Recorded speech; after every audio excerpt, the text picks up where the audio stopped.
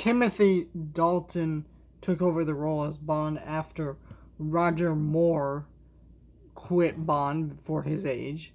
And I think this is a pretty good choice for a few reasons. When they chose Bond to be Timothy Dalton was actually a fan of Ian Fleming's novels. And Ian Fleming's novels he would actually frequently read on set and stuff. It did lead to some kind of clunkiness in these few movies that Timothy Dalton actually did do because of the fact that, well, Timothy Dalton wanted Bond to be more accurate like the books and stuff like that. And so it's different than normal Bond.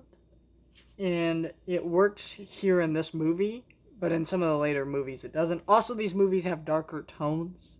So it kind of leads to the Timothy Dalton movies being a little forgotten because they were in this weird spot where they're in between Roger Moore and the next Bond, which we'll get into later.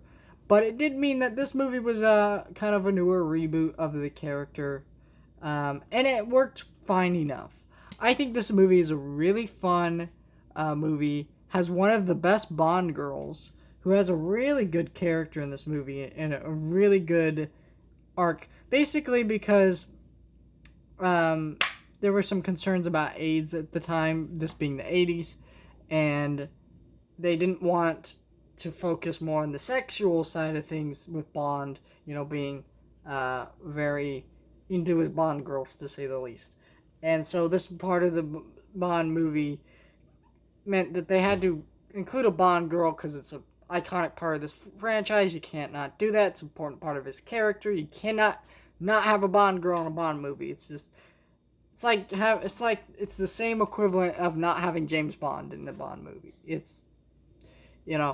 But it did mean that character had to actually have a real character and arc to it, and it really worked in this movie, and I think more Bond movies should do it, especially nowadays, because Bond is a little like,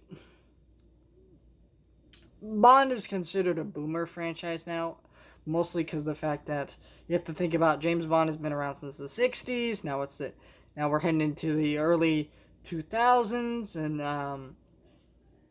stuff like that. Or not in the early 2000s, we're in the 2021s, 2010s. And it means that it's just kind of like awkward, a little even more awkward than it was back then, Even the books are kind of dated, so updating the character is a good choice. But I think they do a good job with the Daniel Craig movies. We'll get into that when we talk about that. But I do think that this movie is probably the best version of Bond I think ever put to film. Not the best. Well, I would say. Well, I'll say one of the best, because it blends that line really well in between movie Bond, book Bond, and updating the character very well. And it's one of the best. I think Daniel Craig is pretty good.